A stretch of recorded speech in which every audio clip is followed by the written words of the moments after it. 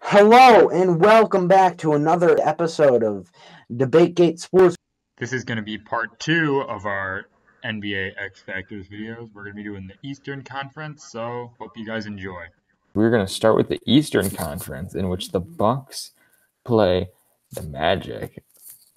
So we're going to talk about the Bucks first, and for me, the X Factor is pretty obvious, actually, and I'm going to say it is Eric Bledsoe. He is the most important player for the Bucks' success. So I actually have a pretty good explanation for this, and it's last year when the Bucks got eliminated to Toronto. We all know how it went. Yeah, there's a very interesting video about Giannis rules, and it's they played extra physical and walled up, forcing Giannis to kick or force a turnover on Giannis. And oftentimes Giannis would have to find a shooter in the corner. And oftentimes that would be it could be Brook Lopez, Malcolm Brogdon, but most of the time it was Eric Bledsoe.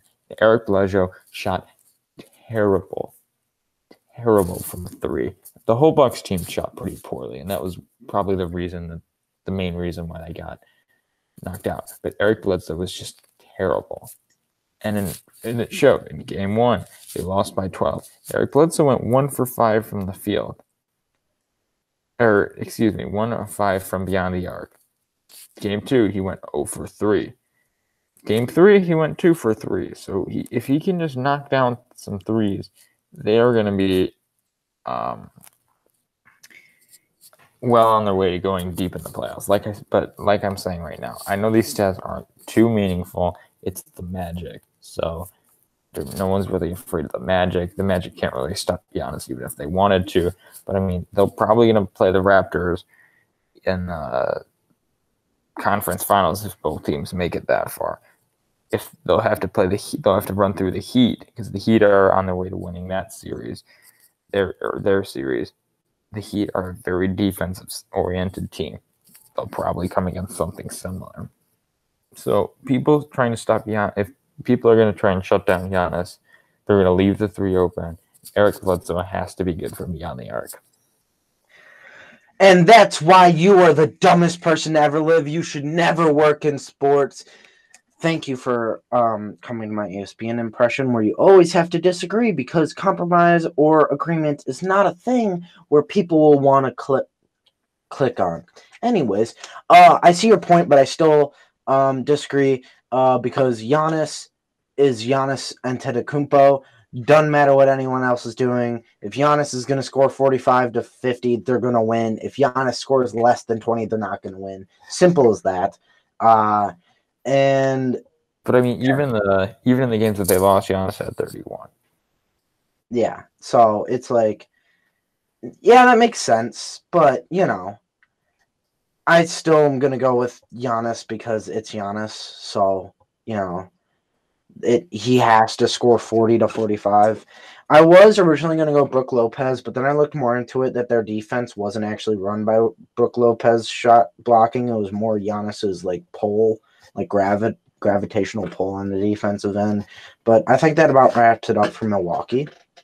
Alrighty, thank you. We're gonna move on to Indiana. You thought. No, we're not. Teams are 0 and 138 while being down 3-0. So I definitely don't see. I mean, Bubble TJ Warren can make anything happen, but I think going down 3-0 and reverse sweeping the Miami Heat is just not one of them. So we're going to skip over them, but if I had to choose one, it's Bubble TJ Warren. I mean, I would agree. TJ Warren. Duh. Thank you for your time, Indianapolis, but we're going to move on to Miami now, where I think it's going to be Bam Adebayo's defense for future reference, mainly because of Giannis Antetokounmpo. I think Eric Spoelstra should take on the Giannis rules that were somewhat invented by Nick Nurse, where you should build a wall. But in those ISO situations, it's Bam's defense that's going to have to come up clutch for them to have any chance for me. in the later rounds. I mean, I would actually say Jimmy Butler, and yes, they are a very defensive-oriented team. They're going to have to stop Giannis. I think it's actually a good matchup for the Heat, having like a similar scheme to the Raptors, and we saw what the success that the Raptors had against the Bucks. But Jimmy Buckets really turned it on in the playoffs, and his like kind of physicality and like the alpha leader of this Heat defense, I think he is truly the X factor, and like his attitude and mentality and what he brings to the table every game is something that like he's a really good leader for this young Heat team. And what was it? Oh, bubble TJ Warren, he's popping off for like 50, 40 a game. He comes into this series with Miami. He held TJ Warren to like 10 points max. Like I don't think he had a game where he had over like 15 or 20 points. So with his mentality and his leadership and defensive intensity, he is going to be the X factor. We're assuming that the Heat are going to get past the Pacers unless they pull the ultimate choke. But facing the Bucks in the next round, we're going to have to see Jimmy Buckets really step up. I do agree with you to a point, but like I said, kind of with Chris Paul and then like LeBron James and the other players that I mentioned that have the same trait, as I'm going to say for this, is that you know what you're going to get from Jimmy Buckets. He turns it on in the playoffs. You know what you're going to get. A great defender, great scorer. But it's like, for me, X Factor is like, if they're cold, you're dead. If they're hot, you're going to sweep whatever team is in front of you. So that's why I think if Bam, decides to develop his defensive side like he has this year, I think at the beginning of the year, he was definitely on the lower half of the league for defensive centers. But I think under the guidance of Jimmy Butler, he started to turn much more into a better defender. He's probably now into the top 10 defending bigs, I would say, probably. So I think he needs to try and push himself to get in that top 5, which is a hard list to crack, and he just has to step it up for them to be able to get through Giannis and the Bucks. Anyways, let's move on. We are now going on to the Boston Celtics. Yes. Boston Celtics, the team that I pick winning the champ. No, I'm joking. Boston, you need Jaylen Brown. Jaylen Brown is your X factor, and let me give you a couple reasons why, because that's why we're here. Boston. So, you got to have someone guard Spicy P. And most people will say, oh, put Jason Tatum on him. But Jaylen Brown, his entire career in college and high school, he's always been the best defender on his team. He's the best defender on the Celtics. He's one of the most underrated perimeter defenders in the league. And he's 6'7", Pascal Siakam 6'9".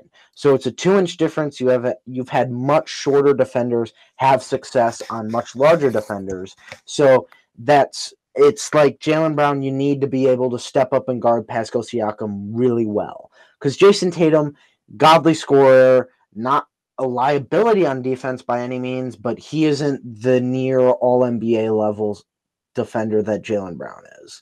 Not saying he's a top, 4 wing? Yeah, top 5 wing all defensive player in the league, but saying he's top 10.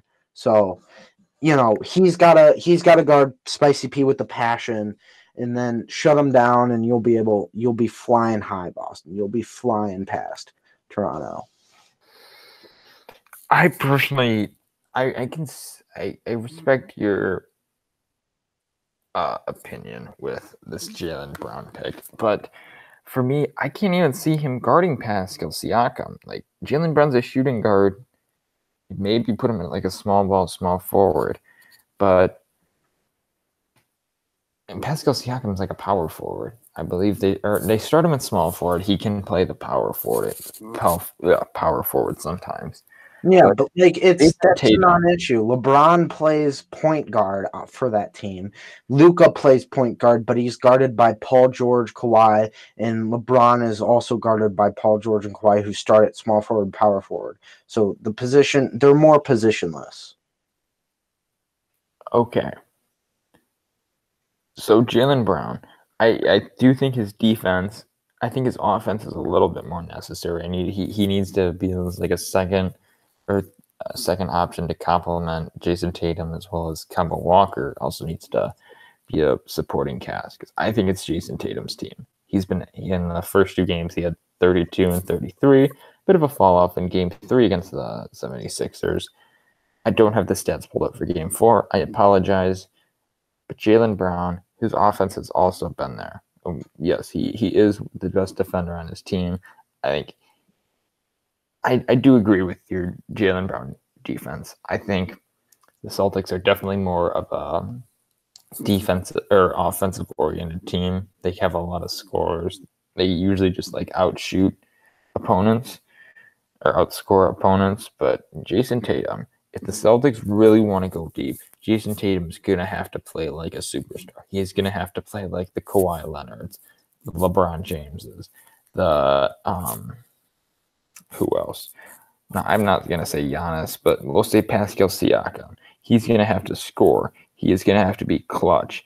He is going to have to be have to play good defense. He's going to have to shoot, be efficient. Like we've seen that from Luka. Luka's done like all that, like a triple-double, 50-point game, whatever. Jason Tatum's going to have to play on that level if the Celtics want to go deep. Jaylen Brown, Kemba Walker, who else? Inez Kanter, Marcus Smart. They're all going to have to like play around the supporting cast. But Jason Tatum has to be the superstar. Yeah, I see that, but it's more of our definitions of X Factor right now that are like crisscrossing. Is that yeah, he has to play like a superstar, but it's like this team's so deep that he doesn't have to score 40 like Giannis or Luka. He doesn't have to score 40 to win. You know, it's not like that. It's not like this scoring is entirely on his shoulders. He has many other options. That's why I think the defense is much more important for this situation. So, I mean, I'm not saying that I'm disagreeing with it. I'm just saying that Jason Tatum is gonna have to. He can't just. He's going to be more of one. Yeah, I'm saying he has to play like how Kawhi Leonard was last playoffs. Yeah. That's So I mean, he's super young. I don't know. I'm disagreeing. He doesn't need to be Kawhi Leonard. Kawhi Leonard needed to score 40. He needed to be the best defender on the floor for them to have a chance at winning the championship. Jason Tatum doesn't need to do that. He needs to just put up the numbers he was averaging since February, 25 and 12 or 25 and 10. You know, he doesn't need to put up 40. But he's also not going to be playing the Bucks in a 7-game series in February. What? I mean, he's going to be going up against the Bucks. Yeah, in a 7-game series. I know this. Yeah. Mm-hmm. So you don't think he has to? He's going to have to be able to put up 30 while also playing in the clutch, playing good defense. I think I don't think he needs to put up 40. That doesn't make him the X factor. Him putting up 30 is not too far off of whatever he was averaging since February. So that's what I'm saying. It's like in comparison to what they normally do. So it's like Jason Tatum doesn't need to be God for them to go to the playoffs. Like, yeah, to win the championship. Giannis needs to be a god. Luka needs to be a god for them to go to to win the championship. For them, they need depth scoring. They need depth all around scoring, and Jason Tatum's defense is their number one star. For me, it's like you have Hayward who can drop 30. You have Kemba who can drop 30. You have Brown who can drop 30. You have Smart who could, if he's shooting the 3 ball well, can drop 20. So if you get 20 from all those players, you have 20 from 5 players, that's 100 points. And let's say some score more than others. You get consistency from everyone. So they are a much more depth scoring team. They don't need they don't need Tatum to put up 40, which is the threshold of playing like Kawhi in the last postseason. If you needed to score 40, you don't need that from him. I guess we're just gonna have to agree to disagree on this. No, I'm right. You're wrong. We've been talking about this one for quite some time now, and I'm not entirely sure I still agree. However, we can't argue about this for 55 minutes. Then argue where I'm wrong. Argue where I'm wrong. You said you agree with me, but argue where I'm wrong. I argued where you're wrong. Now argue where I'm wrong. About Jaylen Brown's defense. I think Jaylen Brown's defense is important. I just don't think it's as important as Jason Tatum playing like a superstar. Every single team that has won a championship since 2010 has at least some sort of a superstar that can put up 40, that can have an average a triple-double. Not average. But we're not saying the best player on the team. We're saying the X factor. Remember? The X factor is Jason Tatum being the best player on the floor. We're disagreeing, and you're wrong. So just bring up Toronto, child. So after that long shtick, moving on to our final team of this section, and it's gonna be the Toronto Raptors, the defending champs. Who is their X factor? And it's actually, for me, gonna be an X factors, and that is the role players around Pascal Siakam. I think they need to repeat the formula of what they did last year, and they will be another successful championship-winning franchise. The role players last year were unbelievable. Fred VanVleet dropped like 25. Marc Gasol shot like, you could get like maybe 15 out of him with like a few threes. Who else? Serge Ibaka, top-tier defense, could score when needed. Obviously, Spicy P rose to the next level. And oh yeah, you had Kawhi Leonard, who was like the best player in the league at that time. So when you have all those guys, along with, now I know we don't have Kawhi. They don't have Kawhi. They have Spicy P, who has just gotten better and better and better, like exponentially every year. So I think he can almost be that Kawhi level type player. However, the role players need to be stout defensively and can also need to score when needed. So those guys that I mentioned before, they have a pretty similar team. Some other guys that didn't really necessarily get a lot of playoff minutes last year, but stepped up in the bubble. OG Anunoby, Norman Powell, all this like really deep Raptors team. They all need to play good. They all need to step up when called upon. And if they can do that, I think the Raptors could win the championship.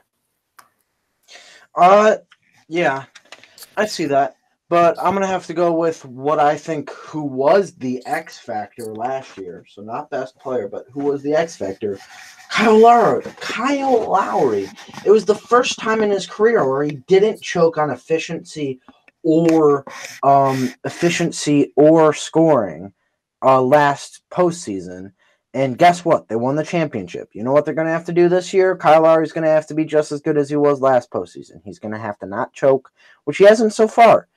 They haven't lost a playoff game, so I think Kyle Lowry is the X factor for this team. He just needs to improve on his numbers in the regular season rather than decline like every other year besides last. But last year he was really helped by Kawhi Leonard being the focus of the scoring.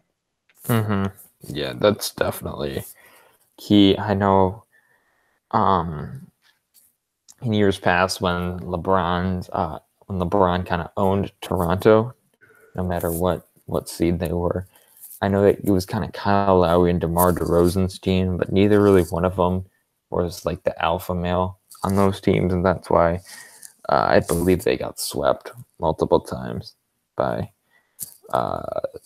LeBron's players. Yeah. So, but with Kawhi stepping up last year, and I think Spicy P stepping up this year, I can see Kyle Lowry as an X factor. I respect that opinion. He kind of brings like a mental toughness, kind of like a a budget Pat Beverly, kind of not really like crazy and like craps his pants every time he gets a rebound and stuff like that. But like he'll take charges, he'll do the dirty work. He's like a hard-nosed point guard that can kind of do it all. Yeah. That makes sense. So it is time for this to be finished. Thank you all for watching. I love how he said 15-minute episode. I know. Yeah. We have been now recording since the start of the episode. The episode started a while. Yeah, you were right. Now, 1 or 2 minutes ago. So we're coming out with 2 20-minute videos again because we are trash at time management. We will try and get better. That is what happens when you are only on your 4th episode of Experience. So we should close it out now. We've been talking to you. That's your fault. Thank you so much. That's not their fault. We thank you. We appreciate your support. You guys have been great so far. Really been surprising. To listen to us. Honestly, thought we were going to get 1 to 2 views a video. Getting more than double digits. That has been very pleasantly surprising. Thank you all. We do appreciate you. Like and subscribe. Leave a comment down below. All that corny YouTube shit. Thank you. Love you all, and goodbye.